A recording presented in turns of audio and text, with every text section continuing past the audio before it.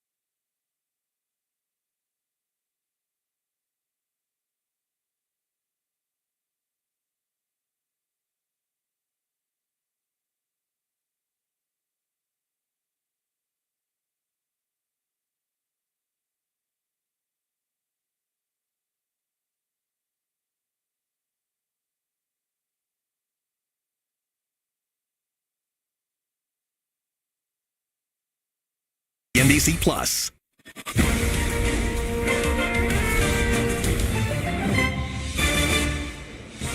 Good Tuesday morning. Welcome to Money Movers. I'm Carl Quintanilla with Sarah Eisen, live at Post 9 of the New York Stock Exchange. Today, pushing back on the timing of rate cuts and tariffs, J.P. Morgan's chief U.S. economist gives us his outlook as the Fed battles its dual mandate of growth and employment versus price stability and inflation. Then Apple's iPhone production shift. New data showing exports surging from India, but President Trump in Beijing may not make further growth easy for Apple. How Tim Cook moves forward from here. Shares of nuclear company Oklo surging more than 130% this year. This morning announcing a new deal to expand its global footprint. CEO will join us with more. First up on the markets, we've seen a nice rally to kick off the week. The delay of those threatened EU tariffs of 50% helping the mood today. We're also seeing treasuries getting bought. That started in Japan overnight. It's continuing. It's provided some relief as well. The 10-year yield, 4.46%. The S&P up 1.5%, and it's a pretty broad-based rally here with every sector higher. Technology is leading up to technology and consumer discretionary, actually. Tesla, a big winner after Elon Musk is back to sleeping on the floor of his factory. But overall, Carl, just a better tone on news that the tariffs get postponed. The sell-off Friday was on higher tariffs for EU coming and potentially Apple. Right. That's been the pattern. And then a steady diet of macro data this week and some earnings, which many expect will solidify maybe the bull case. We got better consumer confidence. That's good because confidence had fallen off a cliff. We'll get PCE, the Fed's key inflation data, on Friday, and then minutes tomorrow. Notes from the last Fed meeting. Let's bring in our next guest. He says any market consolidations or weakness will be contained. Joining us now is Strategas Chief Market Strategist and Partner Chris Verone. Welcome back. Nice to have you. Great to be here. So what do you mean? What are you telling clients? Yeah, listen, I think when you look at the evolution of the rally from early April, frankly, the internals got better and better, and the leadership got more potent. Most importantly for us, the pro-cyclical tone that's emerged, mainly with industrials continuing to carry the flag of leadership, I think is a very compelling message. Financials have held their own, and credit really never deteriorated. So you look at that and you say, okay, I think the consensus is off base with the recession calls. We're telling clients, think about what could go right from here, think more opportunistically from here, because the rally has looked like exactly what you would want to see coming off a low. I agree that the data has been better and resilient, which I highlighted. Besides the confidence surveys, really haven't seen any big drop-off in consumer spending or spike in unemployment or in inflation, for that matter. But those are all still big question marks, aren't they? I think the irony with particularly the consumer confidence data, if you look historically, you want to be buying discretionary stocks when discretionary surveys are actually this poor. So we actually like leaning into discretionary here. I think it's an important sector. When you look at the industrial complex, the leadership you're getting from machinery, anything AI related in the build out phase, the power stocks, I think is very much still a part of the story. And then you examine some of the internals, the discretionary sector, as an example, has like 95% of issues above their 50-day moving average. So you have genuine momentum coming from discretionary, coming from tech, coming from industrials. I welcome that. It's a very overbought market, as we learned last week. You could certainly consolidate or pause from here, but I think it's contained. So long as credit is contained, I think weakness in equities remains contained as well. Do you think a breakdown of talks with any country is a danger? I almost think the market's saying if you're still thinking about the world in that context, you're focused too much on the present, you're not focused enough on kind of what could evolve from here. And when we look at the last 4 or 5 weeks, I think the most important thing happened last Monday. You got about 60% of the S&P making a 1-month high. Historically, when you look at that, what the track record of that is, it says stop whatever you're doing, stop whatever you're thinking, and consider what could go right from here. Become headline agnostic. Because I think the reality is, as we saw between Friday through today, the headlines are going to be all over the place. Become headline agnostic and focus on the messages the market's giving you. And even with rates here, what's the thing that could derail this? I think it's very consensus to say, bond yields to 460 or 480. But this move in rates up has been accompanied with cyclicals outperforming. So there's some chance or some likelihood here that rates are also picking up a little bit of the growth side of the equation, not just the deficit or the tax plan. I was going to say, last week, everyone was freaked out about the return of bond vigilantes and the deficit and the big, beautiful bill adding to that. And this week, there's buying and it's calm. I think it's overstated, and I think in particular, look at the 10-year yield. We've joked in our work, the only correct call on 10-year yields the last 2 years has been no call at all, right? It's just been one big range. This last move in yields back to, say, 460 on the 10-year, unlike the move in early April when it was gold higher and defensives higher, this was cyclicals outperforming and gold indifferent. So I like that message. And remember, Sarah, it's not just U.S. rates that have gone up. I mean, we've seen the Japanese yields, but the German yield. So there's more to this, and I'm just intrigued by the idea that there's some growth component to this that's being overly discounted or not considered by the market. Agree with you. I mean, the German DAX right now is at a new intraday record high. You're seeing strength across Europe. So we're pricing out the recession that was getting priced in initially on the tariffs? Well, and I think when you look at what's driving, say, German DAX or Japan Nikkei, I mean, German DAX, one of the largest weights, Siemens, power. Nikkei, one of the largest weights, Mitsubishi Heavy, power, right? So there's this power theme. Here it's whether it's CEG or GE Vernova or CCJ breaking out on Friday, right? These themes, particularly within the industrial sector, seem to transcend geography. We're seeing this power theme, we're seeing the industrial theme, even financials, almost everywhere you look. From the most obscure places, LatAm banks act great, China banks act well, Euro banks, as we know, act well, U.S. banks holding their own. But you need U.S. tech to rally, right, to sustain the overall market? And it has. I mean, we last Monday, we had more tech stocks make a new high than we've seen in 20 years. The internals have improved massively in both tech discretionary over the last 3, 4, 5 weeks. I welcome that. GE Vernova, by the way, that's an all-time high today. Yeah. I guess my only question would be, do you need oil to ratify it? Ratify it up or down? Ratify growth. Yeah, so I'm not so convinced of that. When you look at oil in the 90s, it was kind of a non-factor. I like crude down. I do wonder if crude down also provides some cover to the very negative consumer surveys that we've seen. Do you actually begin to kind of catalyze a more constructive consumer attitude because of lower oil, lower gasoline prices, rates stable? So I'm not convinced oil up has to be the signal that growth is reaccelerating. There's also a lot of supply. OPEC is pumping more. It's not just a growth signal. A ton of supply, and I would also encourage you to look at some of the metals actually might be starting to inflect. Oh, yeah, positively here. Metals are a different story. I'm just saying, does that chart connote an economy on the move higher? I think when you use the example of the 1990s, oil should be a non-factor in your evaluation of global growth here. So no, it doesn't matter. He doesn't care.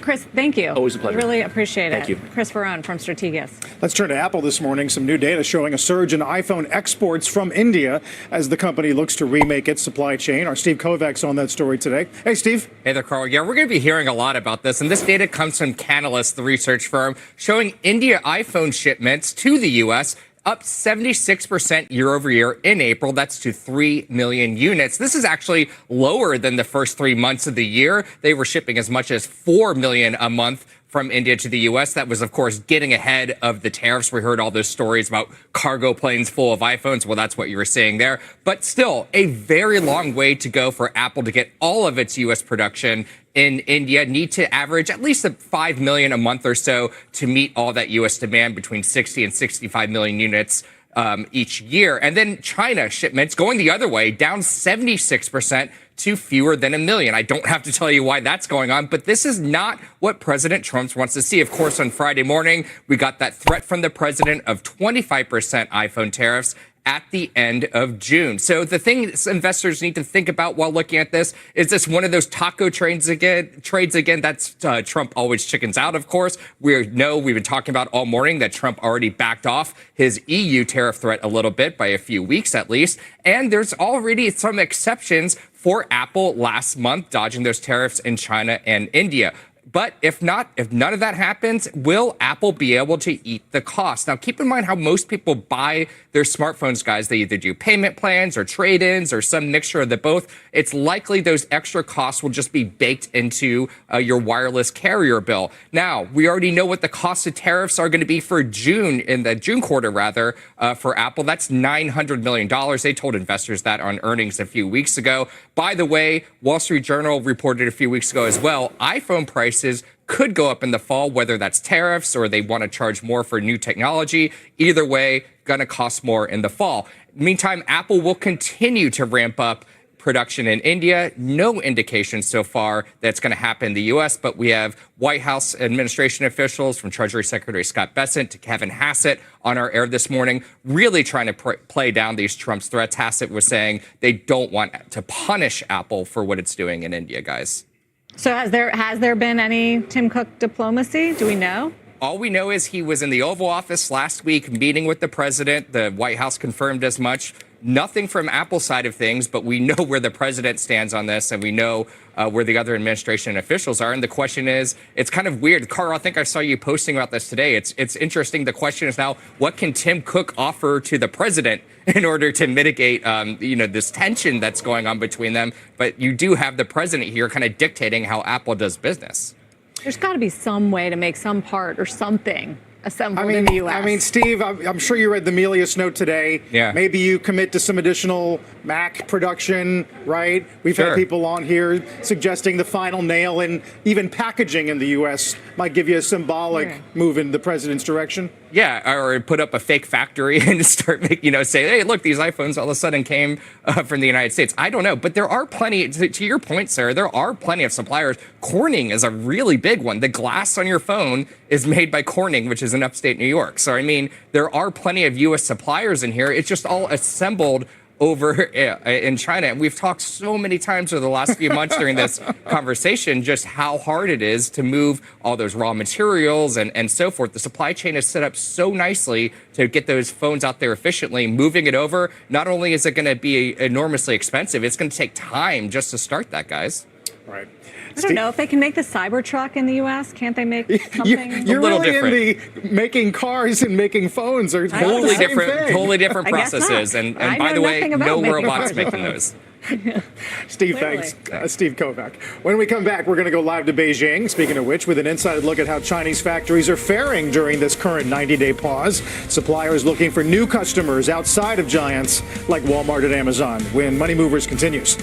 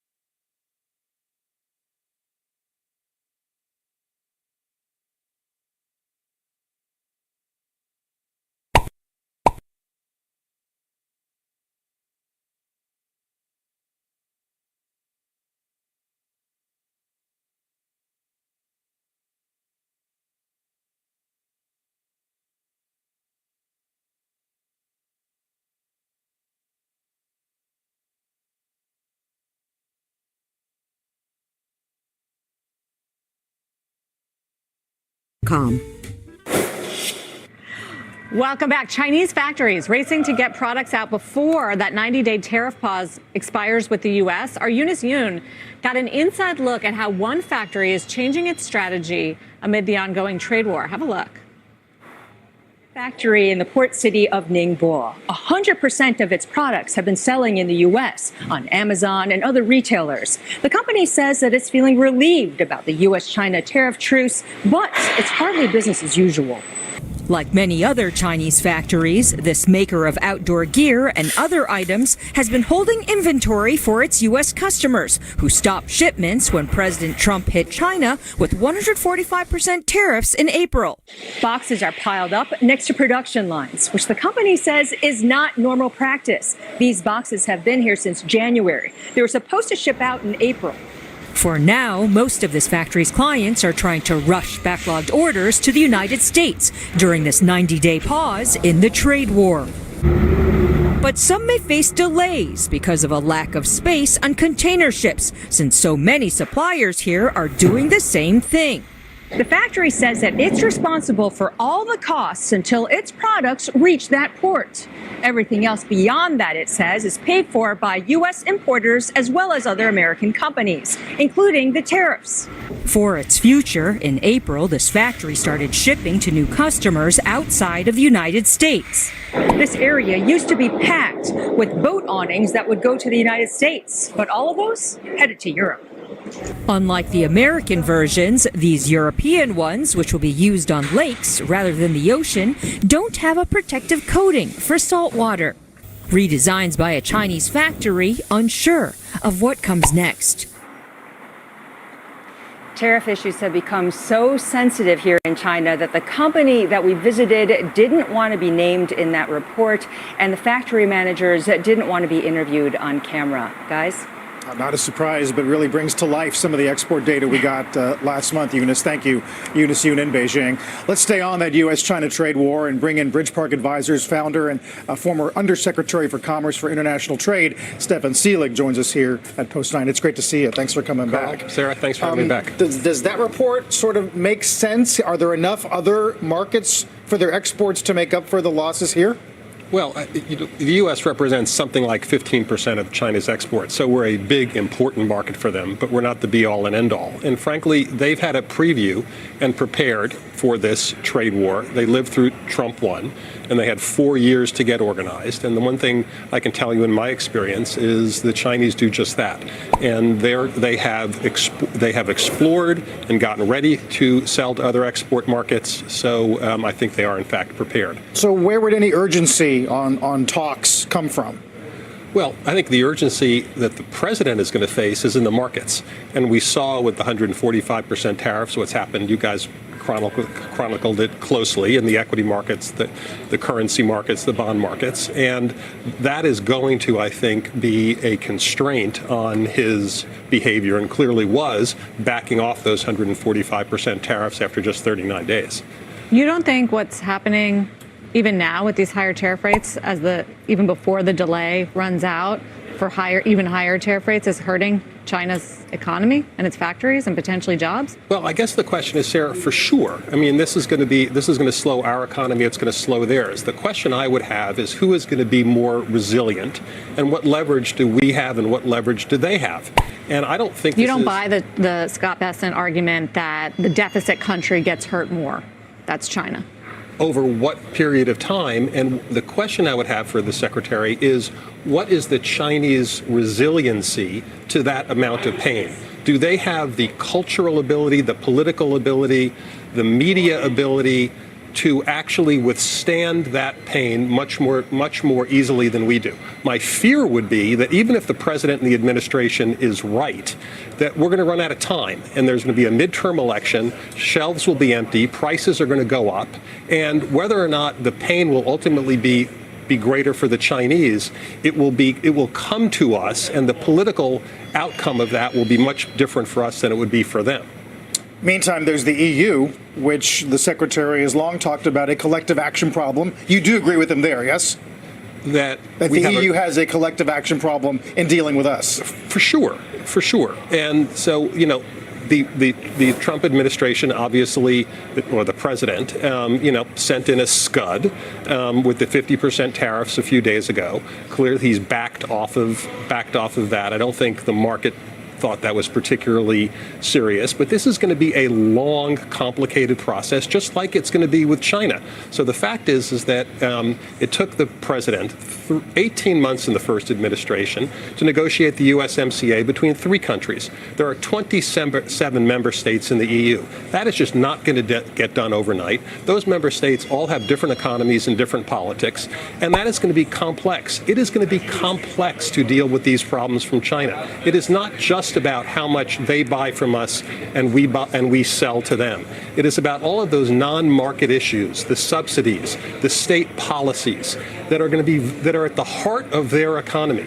And we've been having strategic dialogue with China through the Bush administration, the Obama administration, which I participated in, the first Trump administration, the Biden administration, and truth be told, there's been a lot of strategic dialogue. There hasn't been a lot of real progress on dealing with any of these issues. So do you think now is the time? Have we ever had a better hand in terms of getting this done with China? Well, maybe we would have a strong hand. The question I would ask, Sarah, is the administration doing it the right way? To your earlier report, is this the time also to be fighting with Apple, to be fighting with Harvard, to be fighting with the EU, to be fighting with Canada and Mexico? If the big fight is with China, and if we have a good hand to fight with China, shouldn't we be playing that hand? I mean, we know the one thing, that the president of China, Xi Jinping, is a careful student of history. So undoubtedly he has read the great Chinese war philosopher Sun Tzu.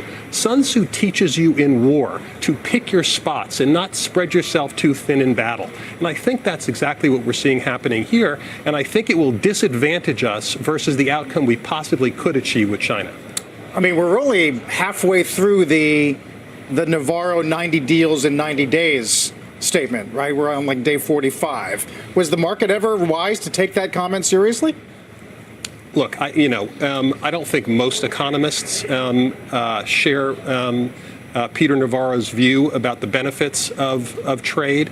But even stipulating to the fact that what the president is trying to do, which is to bring back some domestic manufacturing, maybe raise some revenue to help pay for his tax cuts. The question I would be, are we doing it in a strategic way?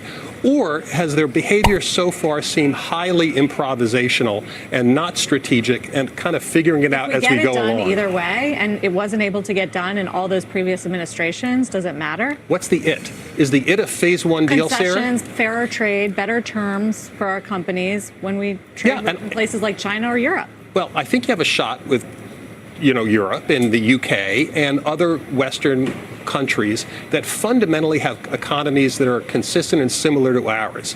So the United States built the entire trading system after World War II. That trading system was not made for a large, non-market, state-sponsored economy like China.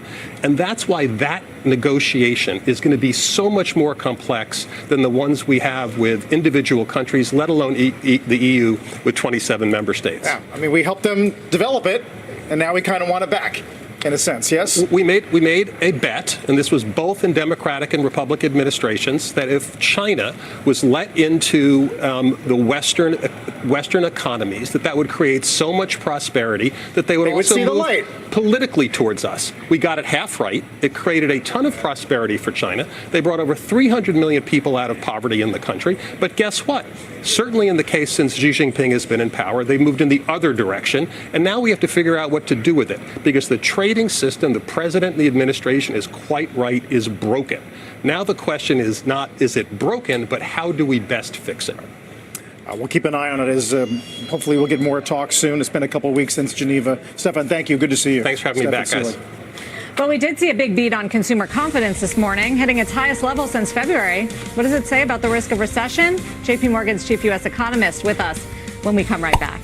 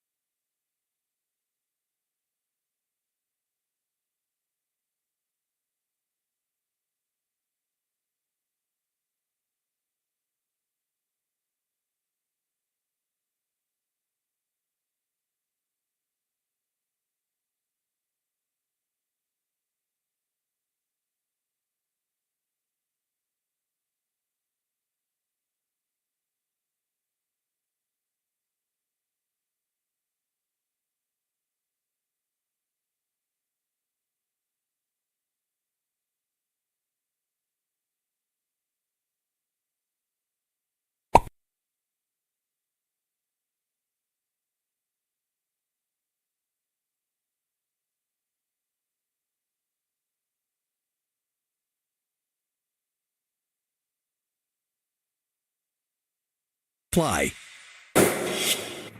Take a look at shares of U.S. Steel, up again today, 2% after closing up more than 20% on Friday. Late Friday, President Trump announcing a, quote, planned partnership for U.S. Steel with Japan's Nippon Steel, where Nippon would invest $14 billion into U.S. Steel, and the headquarters would reportedly stay in Pittsburgh, Pennsylvania. Sources telling our own David Faber that the deal is expected to close at $55 a share. This has been the longest drama saga in corporate America. It's been 17 months going on since Nippon agreed to acquire U.S. Steel. U.S. Steel was in favor of the deal. President Biden was not. His CFIUS, remember, under Treasury, his CFIUS sort of couldn't make a decision. So Biden came in, blocked the deal.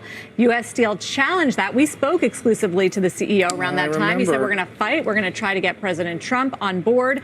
President Trump's CFIUS came out inconclusive against the deal as well. And so this statement by the president, very much in favor of U.S. Steel and Nippon Steel, and this deal showed it paid off U.S. Steel's strategy here to go to another administration and to appeal for the investment in America. Remember, President Trump was initially, during campaign mode, against this deal. I remember. Ran through that critically important state of Pennsylvania, but they were able to convince him that this is the way to save American jobs and to save the American steel industry by getting this big investment by Nippon Steel. By the way, it also plays into the president's tariff strategy as well. Invest in the United States, own the U.S.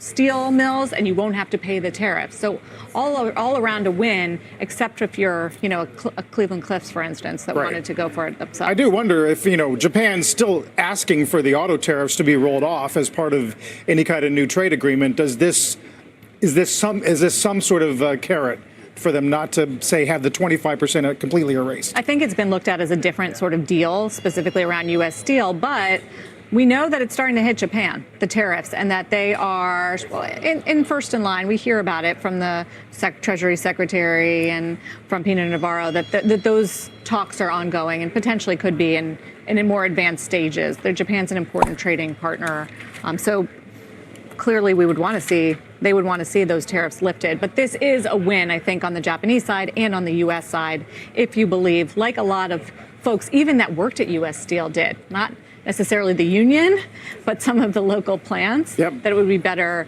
to have that investment come in. Yeah, we'll see. Japan's fine economic minister Akazawa was in here over the weekend as those talks continue. We'll watch it closely. Session highs here. Dow's up 550. Let's get a news update with Pippa. Pippa. Hey, Carl. A second suspect is now facing charges in the alleged kidnapping and torturing of an Italian man in a Manhattan townhouse in a scheme to get his Bitcoin password. William Duplessis, the business partner of suspect John Waltz, surrendered to police this morning. Waltz, a crypto investor, was arrested on Friday shortly after the alleged victim was able to escape and flag down a police officer for help. British police say a 53-year-old man is being held on suspicion of attempted murder after allegedly ramming a minivan into a crowd of Liverpool Football Club supporters yesterday. He's also being held on suspicion of dangerous driving and driving on drugs. Fans were attending a parade celebrating the team's Premier League championships. Authorities say 50 people were hurt and 11 people remain in the hospital in stable condition. They are not treating the incident as terrorism. And King Charles is addressing Canadian lawmakers this morning in a show of support for the country's sovereignty. Charles's speech marks the opening session of Parliament amid President Trump's repeated threats to make Canada the 51st U.S. state. Sarah, back to you. Okay, Pippa, thanks. When we come back, the CEO of nuclear company Oklo just announcing a new deal aimed at expanding its global footprint. Stocks up more than 130% this year. We will discuss that as well as that new executive order when Money Movers returns.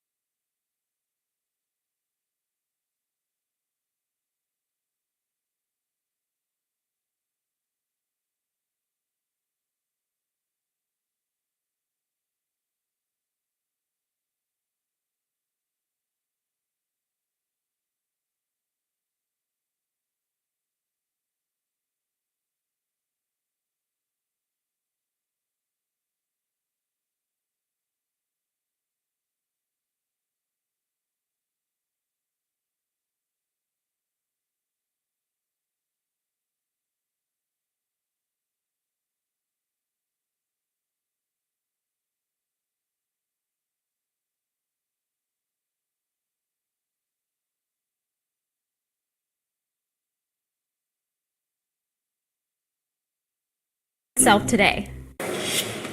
Take a look at shares of Oklo. The stock up more than 35% just over the past week, getting another boost this morning after announcing a new partnership with Korea Hydro and Nuclear Power to collaborate on developing and deploying their technology. Comes just days after President Trump signed a series of executive orders focused on boosting U.S. nuclear energy production and easing regulations. Let's bring in Oklo co-founder and CEO Jacob DeWitt. It's great to have you back on. The Korea deal or memorandum of understanding, how does it work and what does it speak to as far as the nuclear trend going global? Yeah, I mean, it builds obviously on the incredible momentum from last week.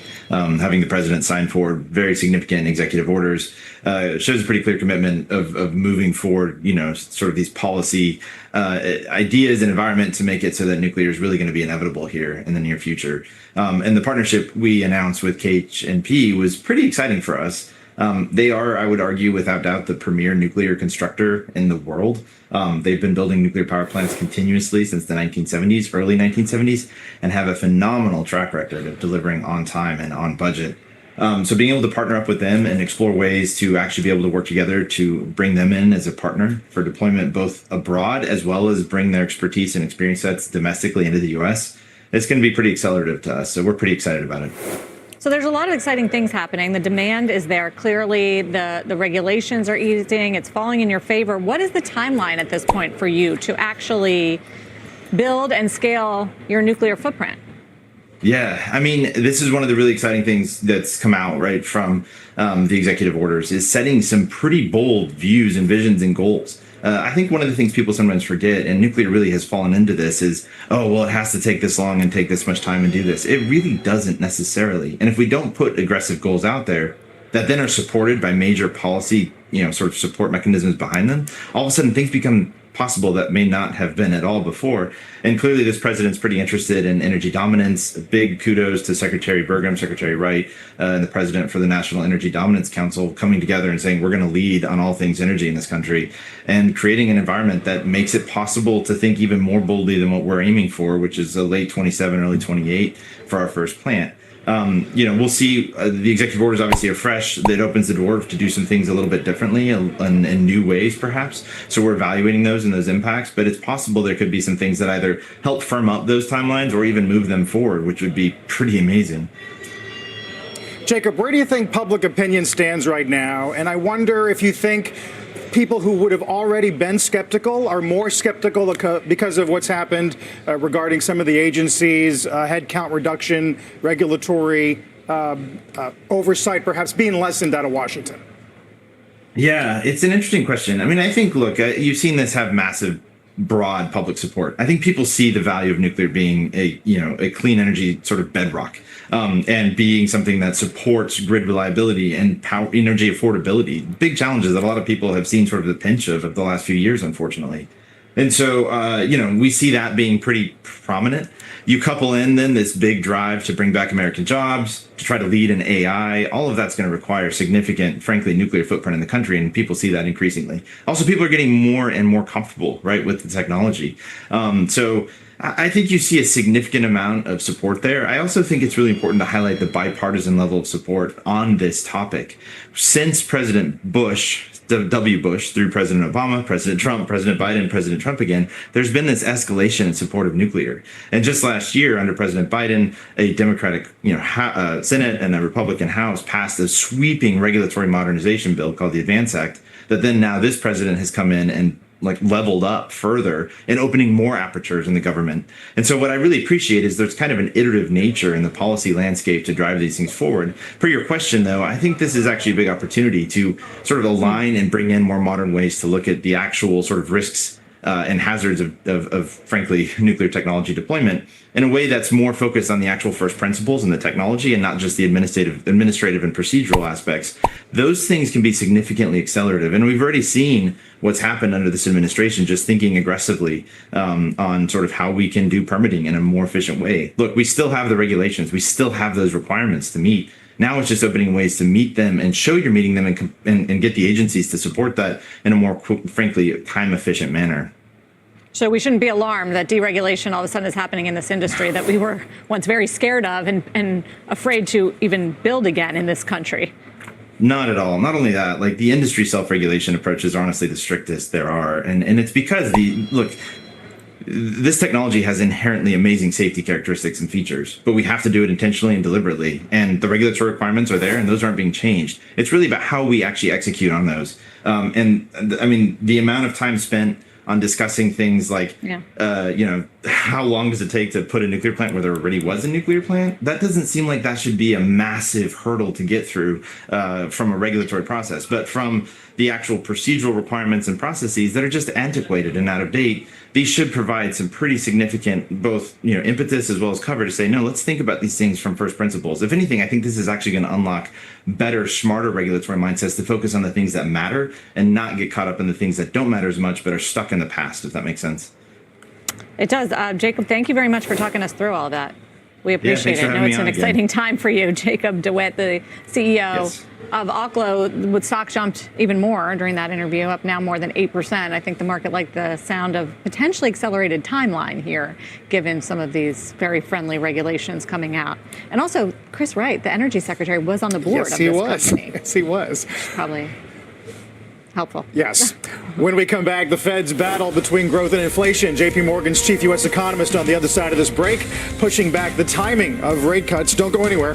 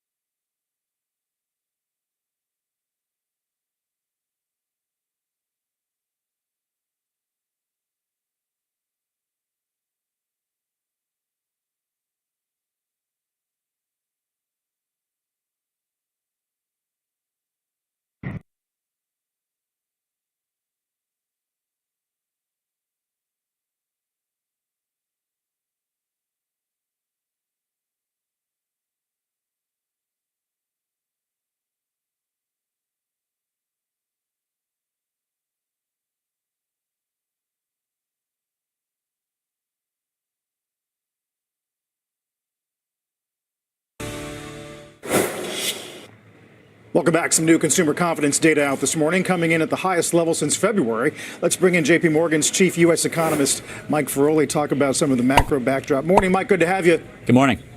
Nice bounce here in some of the survey data, although I would argue maybe your own house view hasn't appreciated that notably last couple of weeks, has it? Well, we did revise up after the truce in the talks with China. And that may be a little bit of what you're capturing in this latest consumer confidence number, coming off a very low level, but apparently some of the survey respondents came after that truce was announced. So I think maybe some common factors here driving a forecast toward a little less pessimism than we had right after Liberation Day. I know you've talked a lot about, for example, who's eating the tariffs, so to speak. Your general view has been, even if it's coming out of margins for a while and protecting the consumer, still not necessarily good for CapEx overall, right?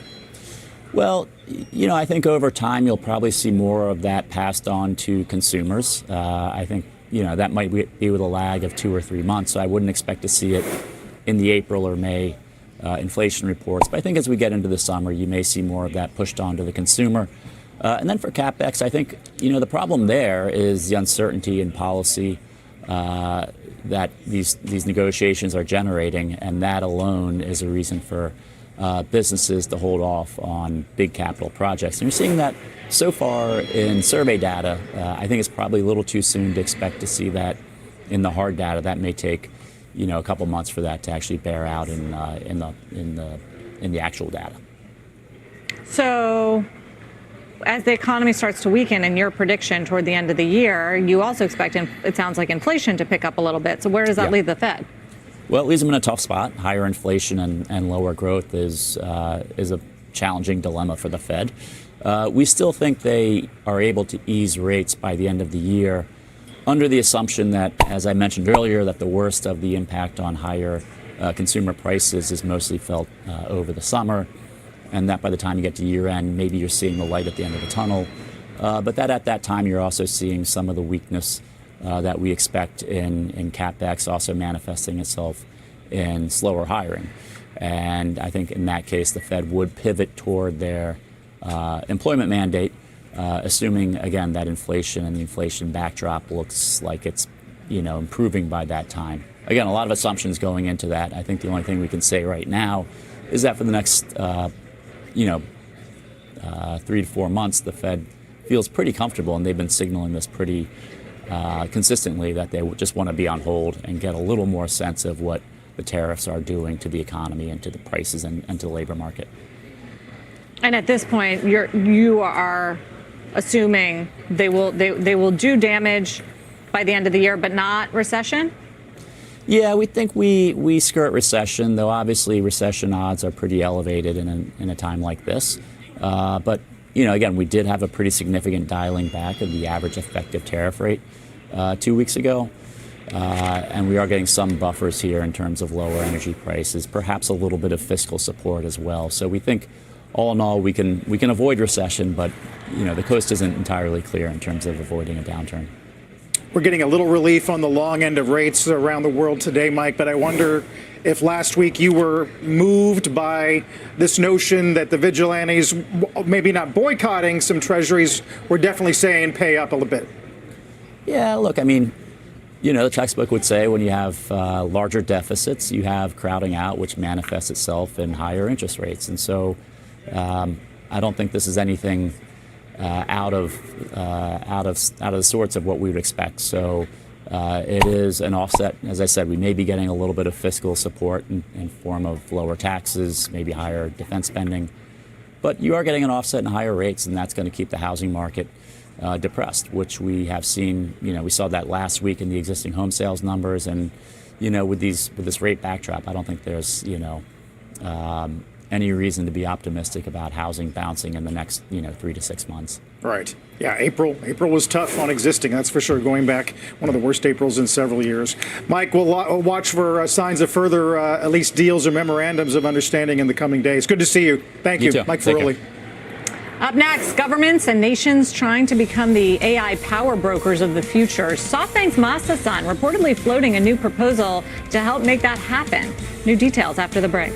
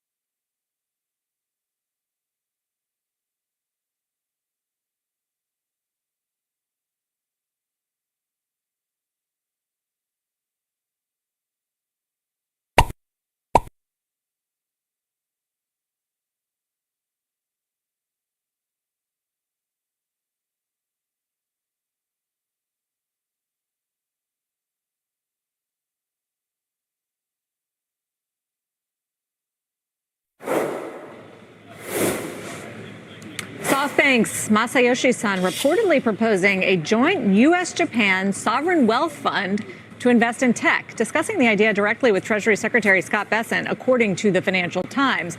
Our Deirdre Bosa has more on the rise of sovereign AI for today's Tech Check. Deirdre, how would all this work?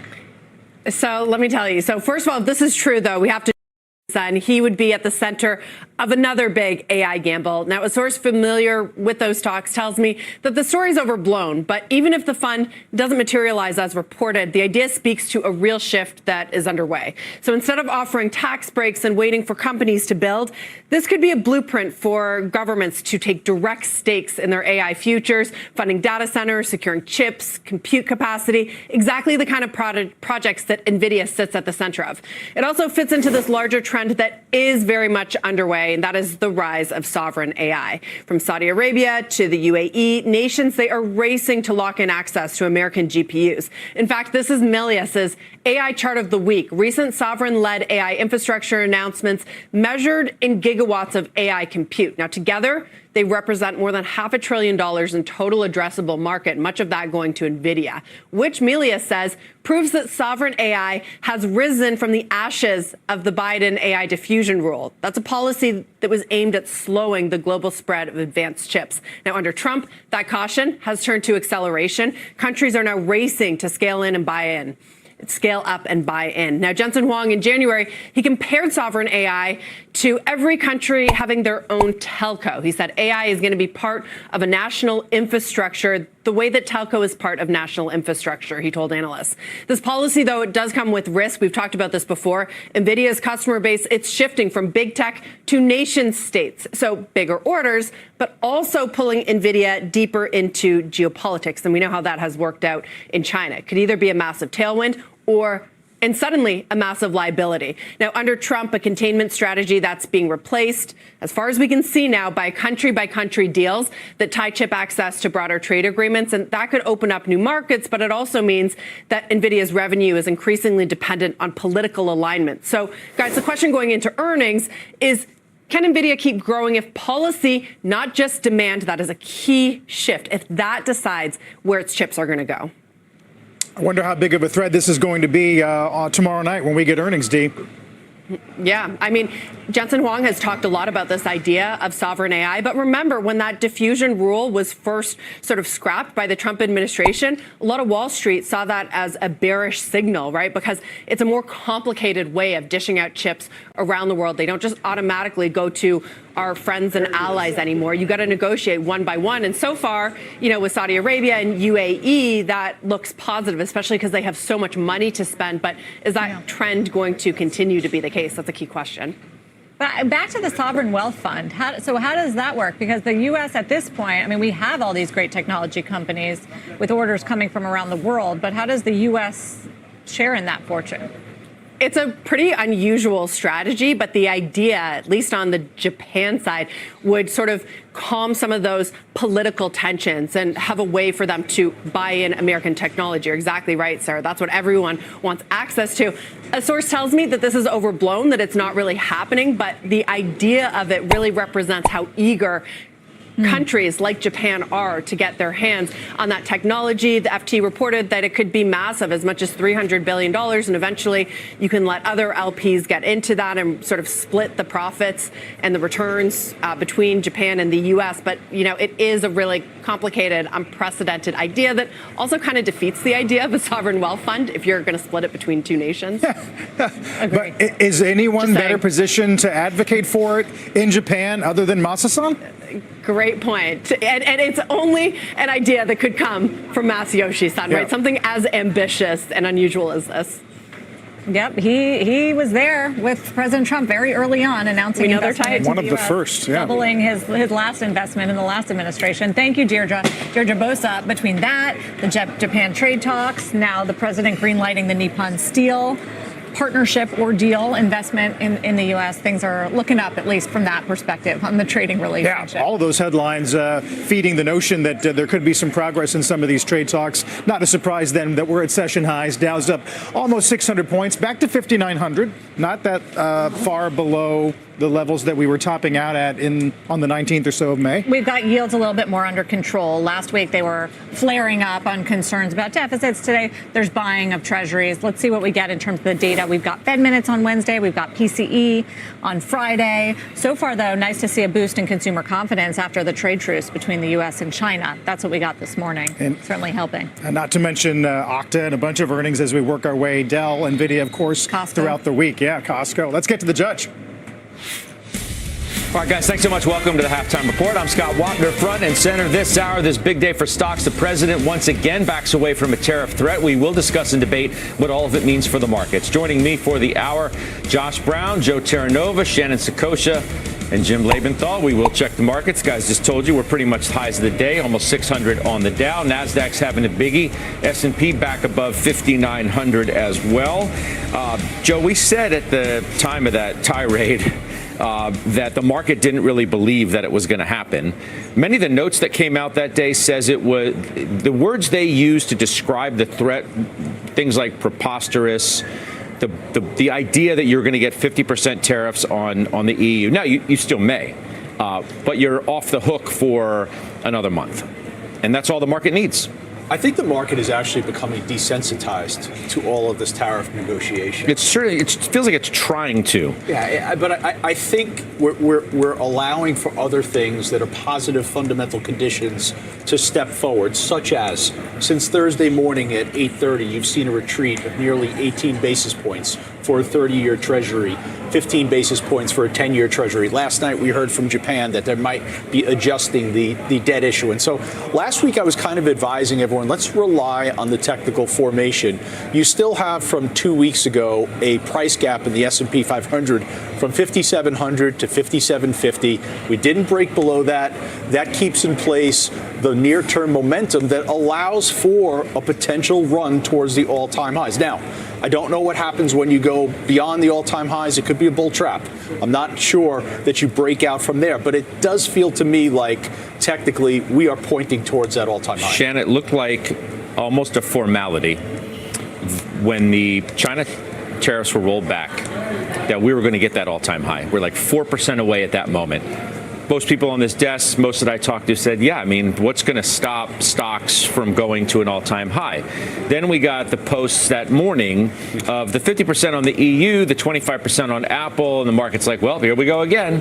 And we sort of backed up. Then we were like 6% from the high. But here we are trying to march back are we desensitized, as Joe says, at this point? Well, I think the threat, even as early as recently as the beginning of last week, though, Scott, was that to Joe's point, were yields going to unwind this momentum, and was this, expensive or potentially very expensive tax bill going to create the pressure on the long end of the curve that could disrupt this?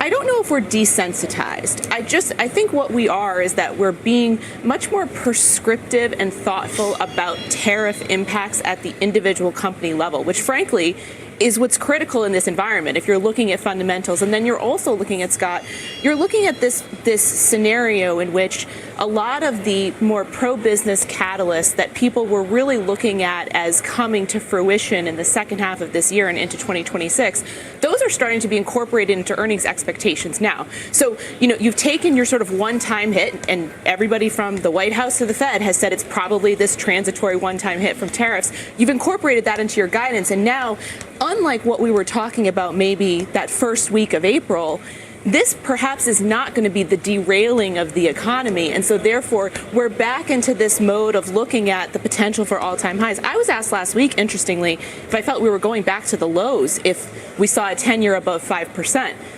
My view was that there's going to be a lot of buyers that come in as it approaches 5%. And we've seen that, obviously, with other central bank intervention over the weekend. So I think that really what you're trying to do is look at fundamentals, how are earnings incorporated, and trying to parse out what is a true broad economic impact, such as rates, with specific tariff impacts on individual companies. Jimmy, the yield move is obviously significant. You see it on your screen. We're showing you intraday moves on yields for the 10 and the 30. So you've come off the burner on that, which is undoubtedly helping the situation. The fact that the tax bill may not look, well, it's going to probably look close to what it passed in the House, but it's not going to be that, right? maybe that's helping take a little bit of the sizzle off of the move in yields, too. The thought that the Senate's going to take a look at this, and some already have, and they're speaking out even on the right and suggesting, I don't think so. Yeah, Too expensive. I'm glad you went there, Scott, because the tax bill is really what's on my mind. We're getting a lot of inquiries from clients saying they're worried about the deficit, they're worrying about the dollar, and that makes sense because the headlines, as you're referring to, Scott, about the tax bill are all that this is going to be deficit busting, budget busting. But I think what's being lost there is that when we score the deficit, at least by the CBO, the Congressional Budget Office, it takes into account none of the potential pro-growth, pro-economic growth, pro-revenue aspects that may come from it. That's called dynamic scoring. And that's not in the CBO estimates, nor for that matter does it take into the fact that the tariffs that we're talking about as a negative here, and we get it, right? I don't like the tariffs, but on the other hand, there is a silver lining. They do put some money into the Treasury's coffers. So I think what we're seeing here is possibly the market is getting desensitized, to use that word that we're talking about, to tariffs, because it's looking at the tax bill and saying, hey, wait a second, all right, clearly there's some spending here that the deficit hawks don't like, but it looks like it might just be getting paid for by these tariffs and by the pro-growth initiatives that are coming out of it. I know not everybody's going to agree to that. I know that, okay? But I'm just saying that that's a possibility for why the market is getting desensitized to tariffs that are coming one way or the other. Yeah, I just don't think the market believes anymore that they're going to be to the level of where the threats were. I agree. At this point. Hallelujah. Hallelujah. I mean, and also to this point, we're 1.5 months away from the 90-day pause on the reciprocals. The markets may be saying, look, I'm tired of this. Just set the level and let's move on. Companies will adjust. Josh, JP Morgan's trading desk today says the next 300 S&P points are higher. And they point to a number of factors for their tactically bullish hypothesis. Stable macro data. In other words, some of the soft data doesn't necessarily show up in the real data. Or positive earnings, which I think everybody can admit earnings were better than people feared, and a further de-escalation of the trade war. Well, we keep getting every other daily reminder that what is a threat is not necessarily the reality, and all of those are going to add up to the sum of 300 points or whatever on the S&P. The number of points isn't significant. It's the move and the direction. Yeah, I wrote about this over the weekend on my site. I think there was this idea of a bull trap and that being the thing that we all need to be guarded against. But then when you looked at some of the breadth measures, and I saw somebody talking about a super Zweig bread thrust. Like Marty Zweig used to follow, like when you have a rally or you punch out of a trading range and you do so with like 90% of the stocks higher, it being more meaningful than just if the index does it itself. And we had multiple bread thrusts in May. And I think that speaks to just the allocations going into ETFs. So it may not be that meaningful versus history, but it's still meaningful. And I think right now, obviously the path of least resistance is higher. And some of the factors that I think about are the flows. And people are buying almost no matter what's in the news because everybody figured out the trade war stuff is just for attention. It's not serious. It's not real. I think it took the market a while to get there, but that's where we are. You had $437 billion into ETFs year to date. We're on pace for another $1 trillion year into ETFs, and obviously a lot of that going into stocks. VOO, which is the Vanguard's version of the S&P 500, took in $65 billion in the first 4 months of this year. Last year, $116 billion total. So we're going to shatter that full year record. The guy that was quoted from Vanguard said, during April, we saw a 5-to-1 buy to sell ratio, I think, in that ETF. So it tells you how oblivious or apathetic the investor class is to all of these trade war headlines. You get a one-day reaction, they come in, they immediately buy the dip. And Larry Fink was in the Middle East last week talking about how there's still $11 trillion in money markets. Even if only 10% of that chases a new high in the S&P, that 300-point call could end up being conservative. So this is where I think we are big picture. It's a tough thing to fight. I don't think a lot of people want to fight it. I think a lot of people want to believe we'll have tariffs. The tariffs will come off. There might be an earnings hiccup. but in the end, the economy will stay on track. Yeah, I mean, I think that's the same view of sort of where the market has come to, right? Through all of the trials and tribulations of headline-driven selling, even the day of those 2 social media posts, there was a moment where you felt like, I think this market might go positive by the end of the day. Now, I don't think it quite got there, but it made a couple of runs, and it closed way off of the initial lows. Remember, we woke up, the market was down a lot. And in the situation, to Josh's point, it's far different. And, you know, Josh, as usual, said something that triggered a thought in my mind when he mentioned the Middle East. Maybe this isn't just getting desensitized to the trade wars or not taking it seriously, however he phrased it. There's actually CapEx going on around the world. We know about Humane, Saudi Arabia. We know about Qatar. We know about France, where there's a new development going up. I mean, these data centers, and look, this flows through whether you're NVIDIA producing chips or you're a concrete manufacturer or a steel manufacturer. There is demand to build these things all over the globe, and that is pro-growth any way you put it. Speaking of NVIDIA, Josh, tomorrow is the biggie, right? After the bell, we get earnings. Shares, by the way, are having their best month, best month since May of 24. So it's been a minute since we've seen NVIDIA feel this energized, especially going into a print. Most of the notes out today are positive. Reiterated overweight at Piper, reiterated overweight at Morgan Stanley. You have price targets of 150 and 160 respectively. Dan Ives obviously bullish going into the number. What about you? I'm bullish, but that never changes. So maybe that's not that helpful. This is what I would say about the setup. There's massive call buying in the stock going into these numbers. I think the call buying is warranted because we've already heard from their biggest customers, and all of their biggest customers have told us not only were they affirming their current spending plans on AI, but they actually thought that there was room for upside to that spending. So if your customers are saying that publicly 6 weeks ago, why would you expect anything other than another blockbuster NVIDIA report? The setup is very simple. Revenue is expected to grow 66.5% year on year to $43.37 billion for the quarter. That's obviously slower than the 260% pace of growth last year, but we know that that's reflected in the multiple. We're looking for 73 cents on earnings. They crushed the last report. And I think if you look at where the stock trades, yeah, it's rallying, but it's still 10% below the all-time high. And I think on a PE basis, it's one of the cheapest of the mega cap stocks. 24 times earnings, cheaper than Apple, cheaper than Amazon, cheaper than Tesla, cheaper than Microsoft. Should it be? I don't think it should be. So I like the setup going into the print, and that's where I think we are. Give me, guys, if you could, like a 3-month, I don't know, back it up a little bit because the intraday doesn't really tell the full story, I think, of what tells a better story. This stock got, what, under 90 bucks? Wasn't it like 88 it did. In the 80s, right? Look at that. It gets down to that area, you're like, well, the stock has really traded sideways for a good period of time. And here you go for a springtime move higher. The stock's back 135 heading into the number. So it changes the dynamic of the setup.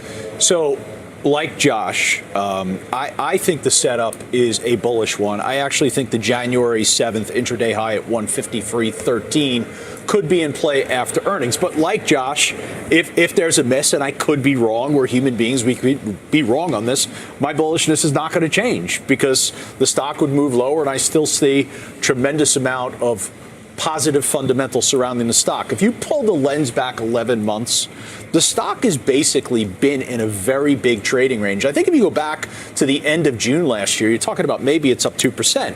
And why is that? I think that's because investors have had to adjust their expectations. Josh mentioned, I think it was in May of 24 when they reported year-on-year growth of 262%. Next thing you know, in August, they're reporting 122. So that begins the deceleration in the revenue growth. And I think you can't expect to grow year-on-year 200+%. So the deceleration in that revenue growth is something that investors have become to acclimate themselves to. And I think we're at a point now where there's enough bad news priced in. We know the H20 ban. They've already said to us $5 to $8 billion per quarter. That's ultimately going to be the hit. So I think there's enough priced in here, negative, that I think you potentially have a nice setup where the stock breaks out. That's Piper's view, that they say they think there's going to be a revenue miss, that they top line miss because of the macro uncertainty and also the H20 ban. They say investors should weather the uncertainty and stay long the stock. I assume you're doing that. I am. And, I bought some at 120 before it went down to 90 or whatever it was, bought more there, and I'm happy with it now. Just to put numbers through, Joe, what you were saying, I mean, I won't do this for very long, but the 10-year track record on this stock is annualized at 73%, which is unlike anything I've ever seen in my life, 10 years. However, to your point, over the last 6 months, it's exactly flat. And why is that? It's because the growth rate has come down. This is a fact.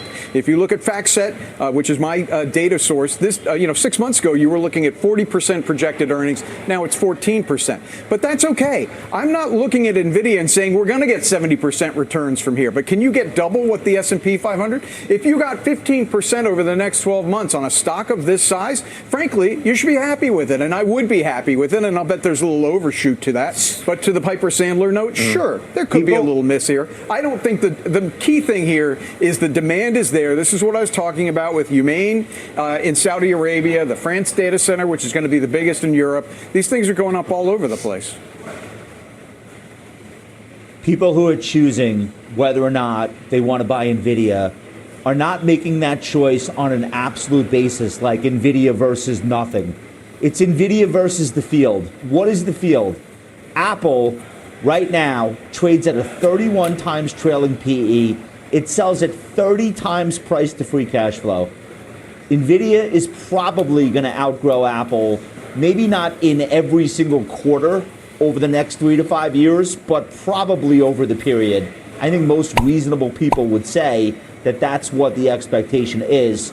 You're getting NVIDIA at a significantly lower valuation to that expected growth. Now, if you're somebody that's more concerned with things like dividends and buybacks, and the reliability of the iPhone ecosystem, you might pull the trigger on a buy of Apple.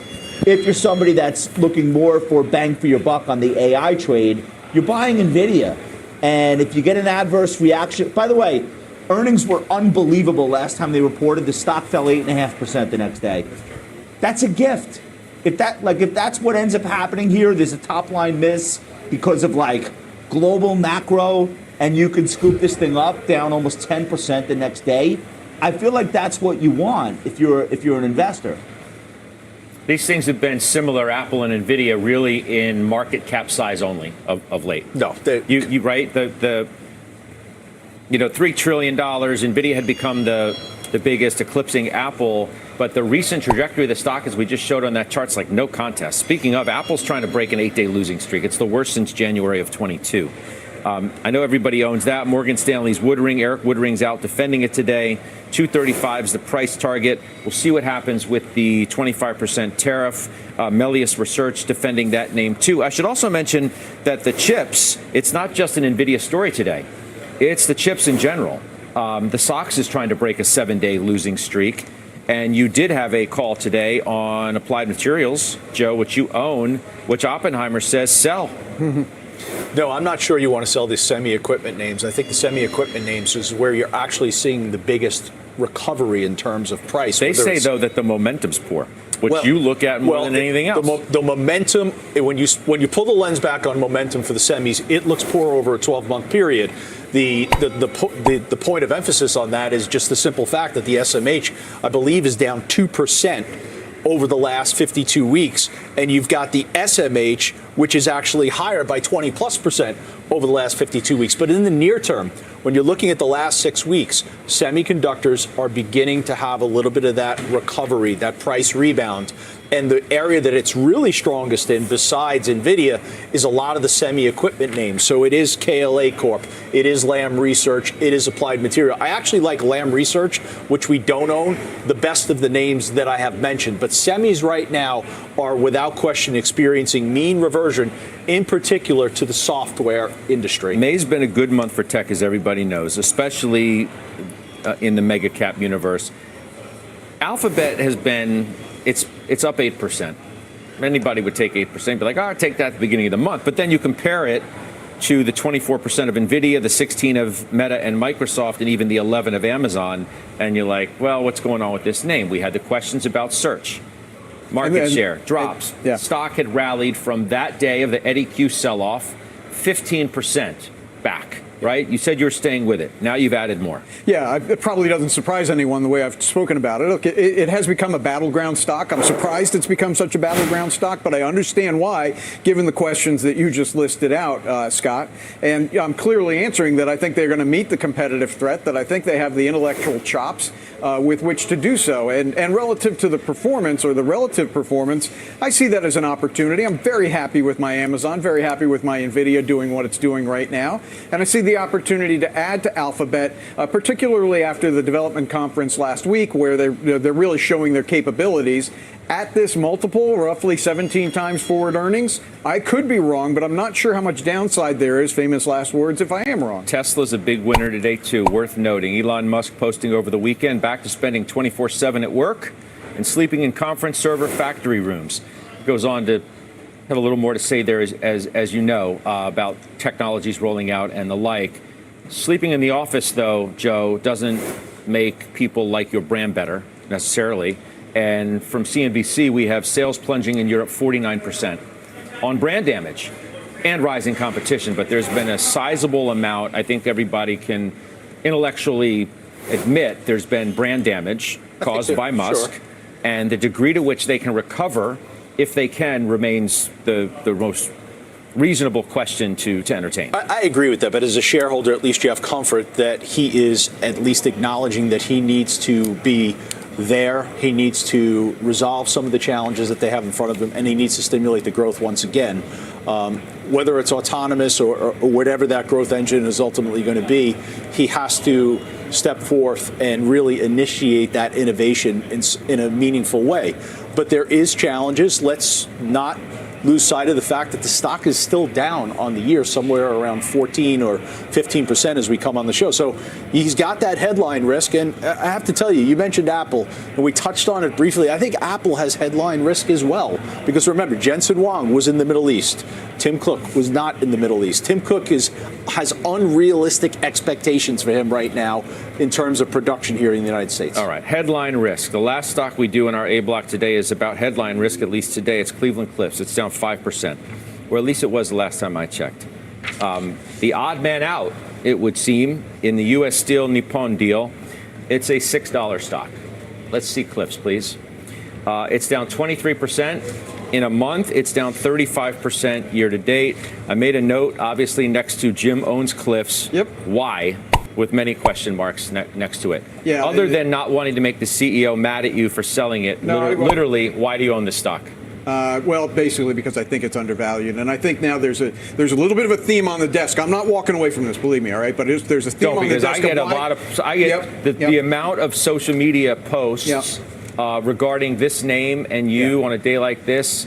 There are many, and we need some answers here. This is not how I expected the stock to turn out. It's not how I expected the company story to turn out. You know, it's why you build a portfolio, because you can't have a bunch of Cleveland Cliffs in it. They have a turnaround story in place. I think it's a credible turnaround story. It is, however, a turnaround. And what that means for me is I can't put new client money in it. I've put a little bit more of my own money in the recent weeks since the earnings announcement. They have what is to me a credible turnaround plan. I think the downturn on Friday and today on the back of the sort of ambiguous news about Nippon Steel and U.S. Steel, I think it's overdone. I think this is a stock that's now being looked at as if it's somehow going out of business, which I really don't see. I'm looking at the bond prices. I don't see any sign of distress in the bond prices. But the fact that that's the conversation that I'm having with myself is very uncomfortable. That's why I'm not putting new client money into it. Let me ask you a question. Why is it so binary? It's either in business or going out of business. Maybe the stock and this company is just impaired for a while. Like it looks good. Can you back the chart up again, please? Like where we had it initially. When the stock was like north of 11, the turnaround story definitely has turned around. and gone in the wrong direction. The market from last summer doesn't believe that this is a stock that's worth owning. It doesn't believe. I mean, we can say as many negatives as we want about the share price performance and, frankly, the company performance, okay? However, I think that it is the wrong price at which to sell it. Now, you should say to me, and you probably want to say to me, well, how did you feel about it at $8, Jimmy? How did you feel about it at $10? Honestly, I don't. I just want to know from a stock that you've recommended numerous times, and some of our viewers undoubtedly bought the stock in, what was that, February? In February? Or even prior. You back it out further. As we said, you can look what the stock was higher than that. Bought it then on your recommendation and been riding it down, and you saying it shouldn't be down like this. It's undervalued. It's undervalued. It's undervalued. So here's what I'm saying way undervalued. Here's what I'm saying to them. I'm not going to take a temporary loss and turn it into a permanent loss, and that's the strongest thing I'm going to say. However, you have to have this in a portfolio, and I say this every time we have this discussion. This is not my only stock. It shouldn't be you, the viewers' only stock. Look at the other stocks that I disclose and talk about. It's in a portfolio. If I had all Cleveland Cliffs, I wouldn't be in business. I'm in business. I've got a vibrant business because I have a portfolio. It's not just Cleveland Cliffs. Okay, good stuff. Up next, debating the consumer comeback. We have a very big week of retail earnings on tap. We'll find out how the committee is playing the space because a lot of names are moving higher today. There's discretionary. It's one of the better performers on the board, and it goes far beyond just Amazon and Tesla. We're going to name some names. Speaking of, Josh Brown just added a new one to his best stocks in the market. We'll tell you what it is coming up.